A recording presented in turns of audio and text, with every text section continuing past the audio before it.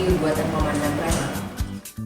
Babin Kamtibmas itu benar-benar terjun ke masyarakat ya, apalagi di era COVID-19 ini nih.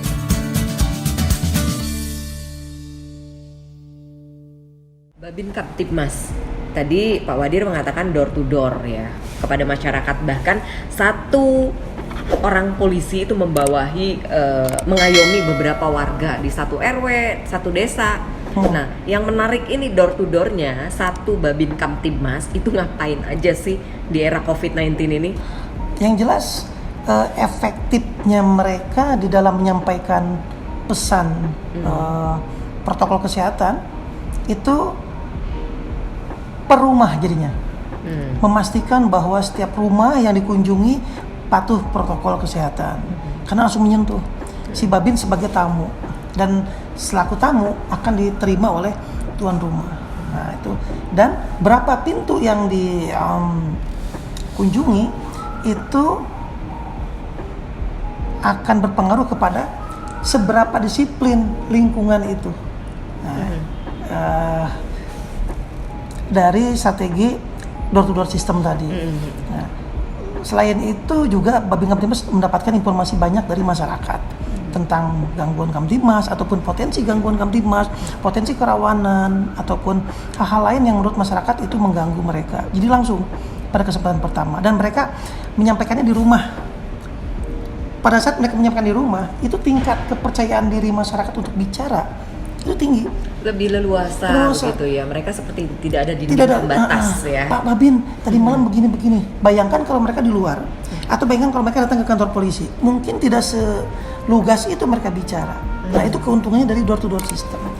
Selain door to door system atau kunjungan dari rumah ke rumah, juga masih ada beberapa kegiatan lain yang bisa dilakukan Babin Kamtibmas setiap harinya di daerah atau di desa ataupun di RW binaannya, yaitu membantu deteksi dini khususnya bagi potensi-potensi gangguan yang akan terjadi. Yang ketiga tuh adalah problem solving, karena masyarakat di rumah atau di lingkungan RW, RT atau desa itu pasti memiliki permasalahannya, baik permasalahan sosial maupun permasalahan hukum. Misalnya antar tetangga itu rebutan lahan parkir. Itu bisa menimbulkan konflik ya. Sebetulnya bisa terkesannya kecil begitu ya, ini permasalahan warga, permasalahan lingkungan kecil ya. Tapi bisa memicu menjadi besar. Bisa. Atau misalnya ada pesta pernikahan di kampung, maksudnya besar. Datang dari desa ini, pemuda ini datang di desa ini joget, senggolan, berkelahi. Bisa konflik juga. Bisa konflik, ya? Tawuran antar kampung dan sebagainya. Nah, kalau tidak segera dipecahkan oleh Babin Kamtibmas yang ada di situ sejak apinya masih kecil, maka menjadi konflik yang lebih besar. Jadi peran Babin Kamtibmas itu sangat dibutuhkan di lingkungan masyarakat ya. Bukan menyepelekan, kesannya masalah kecil gitu di lingkungan, tapi itu bisa menjadi satu pemicu konflik besar gitu ya. Konflik-konflik di tanah air kalau kita baca sejarahnya kebanyakan bermula dari hal-hal sepele. Yang diberi penguat rasa dengan primordial biasanya. Suku, agama, ras dan sebagainya, itu biasanya penyedap rasanya itu. Katakanlah begitu. Hal kecil, senggolan lah, perasaan tidak senang lah. Hajatan biasa ya, di lingkungan tuh ada yang hajatan, jalan ditutup. Itu Babin Kamtibmas juga turun. Nah, ketika Babin Kamtibmas turun ke masyarakat, kan dia harus melerai kalau terjadi kesalahpahaman, konflik. Betul. Artinya dibekali dong dengan skill public speaking, skill bagaimana kalau di ilmu komunikasi seperti ada teori ini ya, antar individu, teori antar kelompok. Itu bagaimana membekalinya? Nah, jadi konsepnya untuk Babin Kamtibmas yang ideal itu adalah pertama mereka diseleksi atau direkrut, kemudian mereka dilatih. Salah satu kemampuan dasar yang perlu mereka miliki adalah kemampuan berkomunikasi atau public speaking. Waktu kepolisian zaman dulu itu orang pada memanggil polisi dengan kata-kata bubi, karena sapaan masyarakat saat itu kepada polisinya saking dekatnya bubi. Nah, sekarang saya melihat dengan mata kepala saya sendiri, saking si babinnya itu sudah menyatu dengan masyarakat, itu kalau dia jalan pasti dipanggil, disapa sama baik anak-anak sama orang yang ada di situ. Misalkan namanya Asep misalnya, nah, Pak Asep. Jadi kedatangan babin itu betul-betul sudah dinikmati, dirasakan keberadaannya oleh masyarakat. Gitu. Bahkan anak-anak ngikut-ngikut, panggil-panggil nama dan sebagainya. Itu keren. Dan itu kalau sudah seperti itu, sudah menyatu dengan masyarakat, nah kepolisiannya itu juga nggak merasa saya polisi loh gitu. Iya. Nggak seperti itu. Si babinnya nggak seperti itu. Justru semakin dia diterima sama masyarakat, semakin banyak yang nyapa dia, semakin mudah dia berkomunikasi, menyampaikan sesuatu, bahkan meminta sesuatu informasi dari masyarakat. Ya, itu jadi seperti saudara begitu ya. Betul. Jadi seperti keluarga. Dan memang tujuannya salah satunya apa? Apa memang seperti itu gitu? Ya, Tujuan dari Babin Kamtibmas. Ya, tujuannya adalah satu. Ketika Binmas bekerja, kami punya sasaran yang pertama, masyarakat sadar hukum. Dari gelas kosong misalnya dikasih air, itu berarti sadar hukum. Setelah itu dia bisa menjadi orang yang taat hukum. Dengan sadar atau tahu hukum, dia taat hukum. Nah, yang paling penting adalah partisipasi. Partisipasi masyarakat dengan aturan atau dengan panggilan negara itu tergantung daripada kesadaran hukum masyarakat itu sendiri. Nah, sekarang ketika tidak ada kepercayaan, ketika tidak ada kedekatan dengan masyarakat, apa mungkin masyarakat mau mendengarkan Pak Polisinya? Enggak ya. Justru itulah, semakin dikenal, semakin dipanggil, semakin disapa, semakin dijadikan sebagai kawan di suatu daerah, di suatu desa, maka Babin Kamtibmas itu dinilai berhasil. Oh, oke. Jadi salah satu ukurannya Ukuran Babin Kamtibmas itu berhasil atau tidak pada satu wilayah. Secair apa tanda kutip? Dia disukai tidak oleh masyarakat, Yes. begitu ya. Bagaimana dia bisa menyatu? Ya. Nah, ketika dia mau bisa menyatu dengan masyarakat di lingkungan binaannya seperti itu ya, yang diayomi, itu berarti harus memiliki beberapa keahlian. Ya. Salah satunya adalah keahlian Berkomunikasi, public speaking, bagaimana problem dia solving. berkomunikasi ya. Problem Terus solving. bagaimana juga dia mengerti, paham hukum. Betul. Begitu ya? Dia tahu hukum. Tahu lah ya, paling tidak. Ya. Paling Dia tidak. misalnya di daerah tersebut biasanya peraturan apa yang sering dilanggar, itulah yang dia kuasai dulu. Karena kan setiap budaya, adat Jelas. mempunyai Jelas. berbeda-beda ya. Antara hukum dengan adat Iya. kebiasaan itu berbeda ya. Itu Iya. memang mereka sudah dibekali bahwa dia harus memahami culture setiap daerah, Jelas. budaya. Ya, kita kasih mereka bekalan ilmu-ilmu tentang hubungan antar suku bangsa, kemudian mungkin antropologi hukum, sosiologi hukum, kita ajarin juga seperti itu. Jadi ada psikologi komunikasinya, Sangat, bagaimana ya, membaca ya, mimik paling betul. tidak paham begitu ya. Ya, ketika ada orang lagi konflik gitu, lagi berantem, Marah. ya kan, kan nggak harus api disiram api kan, diapain dulu seperti itu. Nah, lalu yang terpenting adalah satu lagi, kemampuan apa? Kemampuan, karena satu-satunya petugas yang paling mudah dijangkau oleh masyarakat saat itu ketika terjadi apapun Babin, maka si Babin harus punya skill yang lain. Skill apa? Skill penyelamatan. Apa itu seperti? Contoh, pertolongan pertama pada gawat darurat. Oke. Ada orang jatuh, terkilir tangannya, otomatis si Babin ini harus punya skill untuk Seperti PMR begitu ya, Yes. ada pelatihan Yes. bagaimana pertolongan Benar. pertama pada kecelakaan. biar tidak terjadi yang lebih parah lagi Lebih gitu fatal. kan. Kalau ada yang pingsan seperti Bagaimana? apa? Ada yang tenggelam, yang ada api, ya kan? Itu semua kita ajarkan. Itu menjadi skillnya dia yang paling mendasar untuk itu. Jadi memang ada beberapa skill yang memang dibekali begitu Dibekalkan ya. untuk mereka. Nah, strukturnya seperti apa tuh Pak Wadir? Kalau dari Polda nih, Polda Metro Jaya, contoh di Jakarta lah, itu membawahi apa? Polres, Polsek, lalu bagaimana turunannya? Oh ya, dari Mabes kan itu Korbinmas. Di bawah Baharkam kan, di bawah Badan Pemelihara Keamanan itu ada Korbinmas. Di Mabes, Korbinmas, itu kalau di Polda adanya Direktorat Binmas. Direktorat Binmas. Nah, ada Pak Direktur dan kami wakilnya. Kemudian kalau di Polres itu ada Satbinmas. Satbinmas di Iya, Polres. di Polres. Di Polsek ada Unit Binmas. Unit Binmas. Iya, Di Polsek di Polsek kecamatan ya. Kecamatan. Nah, di desa atau di kelurahan itu ada Babin Kamtibmas. Babin Kamtibmas Jadi di Babin kelurahan. betul, Babin Kamtibmas itu orang Binmas yang paling depan. Garda terdepan begitu Garda ya. terdepan langsung bersentuhan sama masyarakat. Maka kita menganjurkan mereka untuk 7 kali 24 jam secara teori berada di situ. Dan siap diganggu 24 jam begitu ya. Dan harus. Dan Dan nggak boleh marah begitu. nggak boleh marah. Oke. Kita anjurkan mereka punya rumah di sana atau dipinjamkan dari desanya dinas begitu, atau rumah dinas, ataupun memang dia punya tempat tinggal di situ, dikasih plang Babin Kamtibmas seperti itu, desa apa, nomor HP berapa, namanya siapa, dikasih lampu rotator biru. Oke. Dan rumahnya, ruang tamunya dibuat menjadi tempat menerima tamu begitu. tamu dalam arti kata keluhan masyarakat. Oke. Jadi ada meja problem solving seperti itu, meja bundar atau meja lonjong ya untuk problem solving, Jadi artinya welcome menerima keluhan layanan Iya. masyarakat di garda terdepan Iya. gitu. Itu yang dilakukan Iya. oleh Babin ya. Kamtibmas. Kalau di Jepang itu namanya Chuchaisan. Apa? Cucaisan. Chuchaisan itu ya Babin Kamtibmas. Agak susah lidahnya. Ya, Chuchaisan. Cucaisan. Adanya di Chuchaiso, adanya Oke. di desa. Aha. Nah gitu. Jadi Fasih sekali bicaranya. Apa memang pernah studi penelitian? ya atau- sering makan makanan Jepang aja. Saya pernah kuliah di sana. Oh, jadi pernah studi di sana Iya, ya? jadi Jadi ada perbandingan begitu. Saya melihat kurang lebih sama. Karena pada dasarnya RT RW kan dibangun oleh Jepang atau Narigumi kan. Nah, di Jepang di sana ada RT RW juga Kurang begitu? lebih itu Narigumi seperti Oh, itu. oke. Ada. Jadi mereka pun per itu. Hanya kan di sana RT RW-nya sudah seperti blok gitu. Jadi lebih rapih seperti itu. Tapi per blok atau per RT RW ada cucaisonya, cucaisannya. Nah, untuk yang lebih besar namanya koban kan. Kalau di kita pos polisi lah. Pos polisi.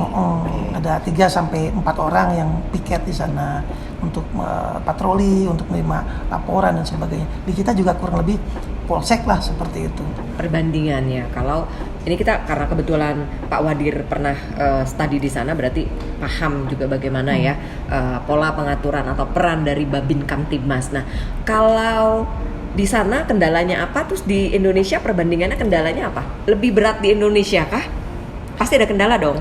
Yang jelas sebagai orang Indonesia, bukannya saya subjektif, saya melihat langsung bahwa ternyata polisi Indonesia, polisi Republik Indonesia jauh lebih gigih daripada polisi di Jepang.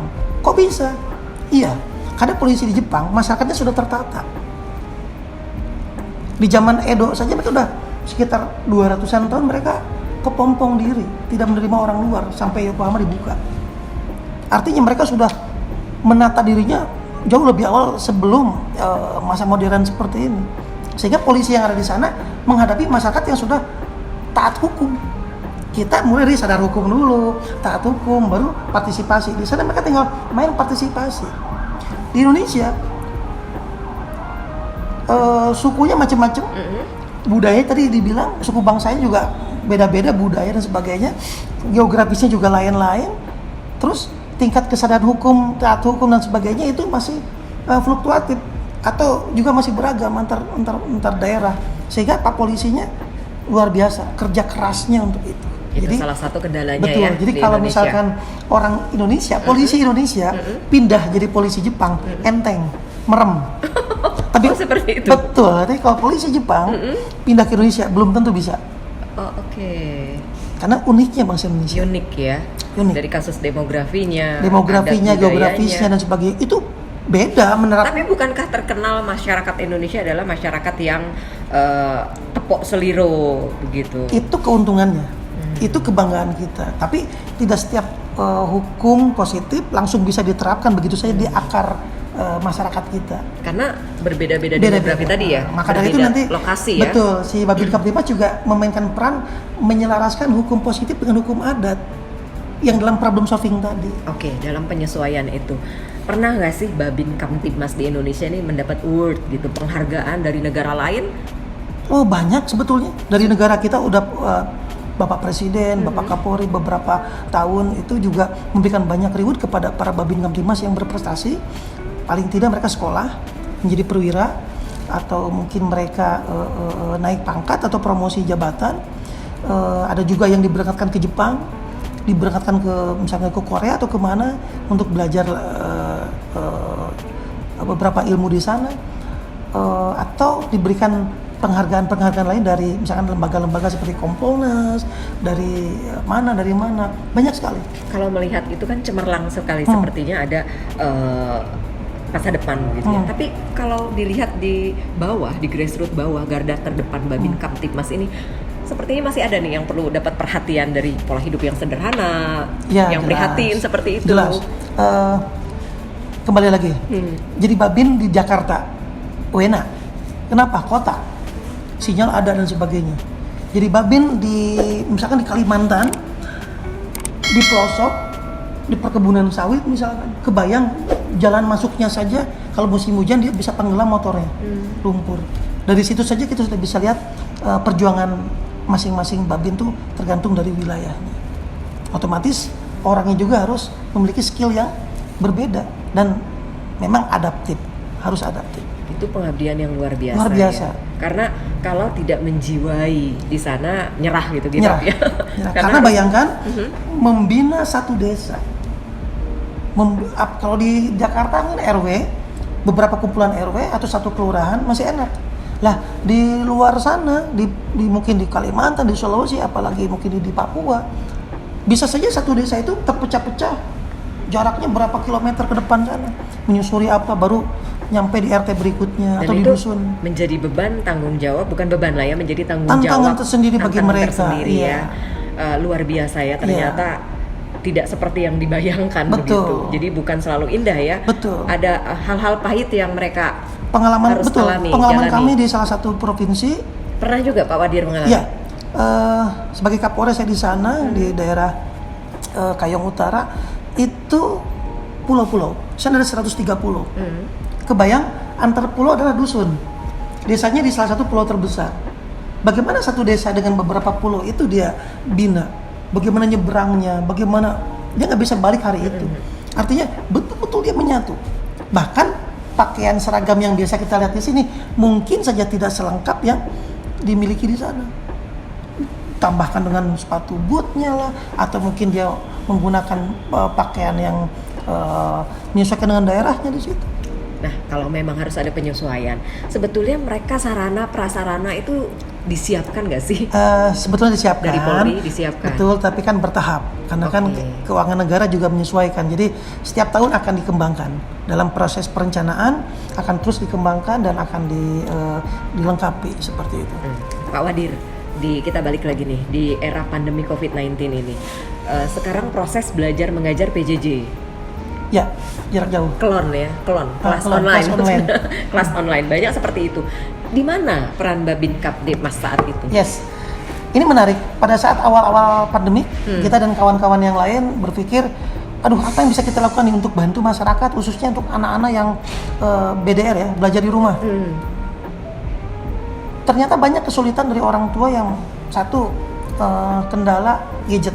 Oke, nggak punya handphone. Nggak punya HP ya, nggak punya apa. Kedua, kendala kuota. Kuotanya ya jaringan internet ya. Yang ketiga baru kendalanya, aku nih nggak ngerti pelajaran ini, Tidak tugasnya paham. ini, terus bagaimana ini. Nah itu. Akhirnya Babin Kamtibmas bekerja sama dengan stakeholder yang ada di sana. Kami juga bekerja sama dengan rekan-rekan dari TNI, Babinsa, dan dari desanya, Pak RT, Pak RW, Kades ataupun Pak Lurah. Itu kita bikin di ruang-ruang belajar umum, misalkan di taman bacaan, atau di rumah siapa, atau di masjid misalnya, di pos kamling, di tempat yang luas, ya kan, ditambahkan satu wifi, ya kan, kemudian kerjasama dengan provider, sudah. Dan ada beberapa yang unik membuka kerjasama secara online. Menerima sumbangan HP bekas. Luar biasa. Mungkin bagi orang ini jelek HP-nya, ada yang baru. Nah, disumbangkan dipakai untuk anak-anak itu. Mungkin bagi salah satu golongan atau bagi seseorang itu tidak berharga, tapi bagi anak-anak ini sangat berharga sekali ya. Nah, bisa ini membantu. Peran Babin sampai ke sana dan sudah banyak yang melakukan ini. Nah, itu kan berperan banget tuh. Babin Kamtibmas itu sangat membantu. PJJ kita saja sebagai orang tua terkadang kesulitannya itu emosional, nggak sabaran, internet dan lain sebagainya tadi beberapa kendala. Nah, dari Babin Kamtibmas ini sendiri nih, dia ketika terjun ke sana, ada nggak sih pelatihan bahwa ketika ada anak-anak yang tanya, ini saya nggak ngerti Bapak Polisi, ini apa ya? Ya. Ini klik yang mana ya? Ya. Ada nggak pelatihannya? Atau dia paling tidak paham gitu loh? Jelas. Salah satu bentuk Nggak gaptek gitu loh betul, ya? skill komunikasi adalah yang sesuai dengan audiensnya. Waktu kami pengalaman di Sulawesi Tenggara, kami nyampaikan kepada Babin, Pak Babin yang memiliki desa binaan itu di pelosok, SD-nya ada, gurunya nggak ada. Masa Pak Babin nggak bisa ngajarin calistung ya, membaca, menulis, dan berhitung? Masa nggak bisa? Masa Pak Babin nggak bisa ngajarin tentang patriotisme, nasionalisme? Masa sih Pak Babin nggak bisa ngajarin tentang budi pekerti? Ajarin aja itu. Ketika sebuah desa ada sekolahnya tapi gurunya minim, ajarin itu. Begitupun yang ini. Ketika misalkan dia dinasnya di kota, kemudian kita ada program katakanlah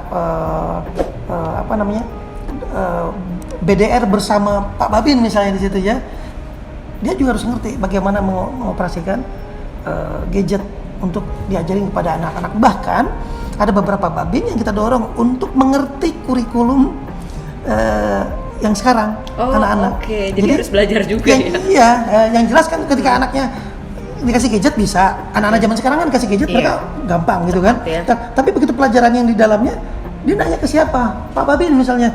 Ini maksudnya apa tugas Bu Guru ini, Pak Guru ini? Ya si Babin mau nggak mau harus bisa. Bagaimana kalau yang nggak bisa? Maka kita tidak bisa kerja sendiri. Kita gandeng beberapa relawan. Oke, jadi melibatkan pihak lain. Relawan yang memang dia ngerti dengan pelajaran ini atau peduli pendidikan. Seperti itu. Mereka relawan-relawan yang peduli dengan pendidikan ya dan paham begitu ya. Dan kelompok-kelompok belajar seperti ini di Jakarta sendiri banyak muncul di kampung-kampung Jadi sudah tangguh. ada binaan-binaan Ada, gitu di sini. Kampung Tangguh ini namanya Kampung Jabat ya. Kampung Jabat. Kampung Jabat. Jadi secara umum namanya Kampung Tangguh. Itu sudah ada relawan-relawan. Iya, sudah ada relawan dan babinnya. Jadi di setiap kampung tangguh atau kampung Jabat itu ada kelompok belajar, ya kan, ada tempat untuk ketahanan pangan, ada untuk COVID-nya dan lain sebagainya. Jadi luar biasa ya, pemirsa. Ternyata tugas Babin Kamtibmas ini sangat luar biasa. Bagaimana luar biasanya berperan juga sebagai orang tua. Bahkan ketidakpahaman harus dipahami dengan cara belajar hingga ketika mengerti, Babin Kamtibmas itu bisa menularkan kembali dan bisa mengajari kembali anak-anak yang dibantu tadi pada PJJ atau pembelajaran jarak jauh di kelas online yang saat sekarang ini. Luar biasa ya, bahkan mengumpulkan relawan, mengumpulkan donatur untuk contoh tadi ada handphone bekas, betul, atau mungkin ada yang mau menyumbangkan lagi. Sama gitu seperti ada misalnya di daerah lain ada bencana. Ya udah di desa binaan itu dikerahkan, didorong oleh babinnya atau bersama babin ngumpulin baju bekas atau mungkin apa untuk dikirimkan kepada daerah yang membutuhkan. Jadi Pak Wadir, masyarakat nggak perlu sungkan, nggak perlu takut gitu dengan polisi. Kalau ketemu polisi di desa. Gini loh Pak Wadir. Awas, ada polisi. Anak-anak tuh jadi takut. Nah, jadi nggak perlu takut lagi bahwa itu ternyata bersahabat gitu. Stigma seperti itu sudah dibuang. Kemudian cara-cara orang tua juga ngedidik anak juga harus dibuang jauh-jauh yang seperti itu. Anak nggak mau belajar, nggak mau mandi, nggak mau ibadah, ada polisi lewat ditakut-takuti, ya kan? Oh itu Pak Polisi cepat-cepat mandi, gitu kan? Nanti tangkap Pak Polisi loh, tangkap kenapa? Gitu kan? Nah mulai sekarang ketika ada polisi di lingkungannya, maka bersahabatlah dengan polisi itu, dapatkan manfaatnya. Mana tahu kita pun akan dapat manfaat dari polisi yang ada di sekitar itu. Jadi itu salah satu peran dari Babin Kamtibmas yang berperan untuk masyarakat ya. Luar biasa ya, ternyata ini banyak yang belum diketahui oleh masyarakat ya. Pak Wadir, kita lanjutin lagi. Tadi Babin Kamtibmas itu apa ya? Benar-benar terjun ke masyarakat ya, apalagi di era COVID-19 ini nih. Harus ngerti online, harus ngerti nggak gaptek lah ya. Nggak gaptek, harus tahu tentang bagaimana internet gitu ya. Artinya PR nih. Itu tadi pelatihannya itu memang khusus dari Polda diberi pelatihan atau dipilih tadi? Jadi ada pelatihan yang sifatnya periodik. Jelas kan sebelum mereka direkrut, mereka dilatih dulu. Pada saat direkrut, dilatih, baru ditempatkan. Kemudian ada pelatihan pengembangan, ada pelatihan yang sifatnya insidentil. Contoh seperti ini, tentang pandemi COVID ini. Mereka harus kita kumpulin, bisa main dulu bahwa COVID itu seperti ini, yang harus kita lakukan seperti ini. Nah, salah satunya juga tentang bagaimana penggunaan gadget dan sebagainya dalam mendukung program belajar di rumah tadi. Jadi itu ada beberapa jenis pelatihan. Oke, jadi Babin Kaptibmas zaman now itu nggak gaptek. Nggak gaptek. Ada pelatihannya, pendidikannya. Yang insidentil yang up to date lah, seperti itu. Jadi menurut Pak Wadir, pendidikan dari seorang polisi bukan hanya selama dia mengikuti pelatihan atau pelatihan pendidikan di kepolisian. Ketika terjun menjadi polisi, terjun ke masyarakat, masih harus mendapatkan pendidikan dan pendidikan itu ditularkan ke masyarakat. Artinya seberapa penting pendidikan buat seorang polisi menurut Pak Wadir tuh? Bagi saya sendiri sih, bekerja itu adalah belajar. Jadi berkaitan dengan itu, dimanapun, kapanpun seorang polisi bekerja, maka dia seharusnya sedang belajar. Seperti itu. Dan ketika dia belajar, dia menjadi profesional, kemudian profesionalisme dia diterima oleh masyarakat, maka itu adalah pengabdian terbaik. Jadi kata kuncinya sepanjang hidup, sepanjang perjuangan adalah proses pembelajaran. Belajar dan belajar. Jadi tidak ada mengenal usia begitu ya, dimanapun berada. Baik. Pemirsa, menarik sekali bincang hebat kita untuk hari ini dengan Wadir Binmas Polda Metro Jaya. Yang menarik adalah satu sisi, menurut beliau bahwa pendidikan dan mengenyam pendidikan itu tidak ada batas usianya. Dimanapun kita berada, bekerja, dimanapun, di wilayah manapun, dengan siapapun, itu adalah salah satu proses pembelajaran yang harus kita ambil hikmahnya dan terus jadikan satu semangat dan motivasi hidup. Mengenai hal tersebut ada satu kutipan, pemuda hebat terus bergerak, menerobos tembok besi dengan penuh inspirasi, tanpa mau untuk dibatasi, bertanya lugas karena penasaran. Satu jawaban, berikan semangat perjuangan. Tak perlu takut ataupun ragu. Terus melangkah demi sebuah perubahan. Pendidikan itu murni dan suci, jangan sampai dipolitisasi. Untuk kepentingan elit duniawi. Biarkan tampil apa adanya, tanpa harus ada intervensi. Babin Kamtibmas, Bayangkara Pembina Kamtibmas. Hadir, berbuat, bermanfaat. Hadir, berbuat, bermanfaat. Baik. Demikian bincang-bincang kita untuk hari ini, semoga bermanfaat dan ingat pesan Ibu. Menjaga jarak, mencuci tangan, dan menggunakan masker.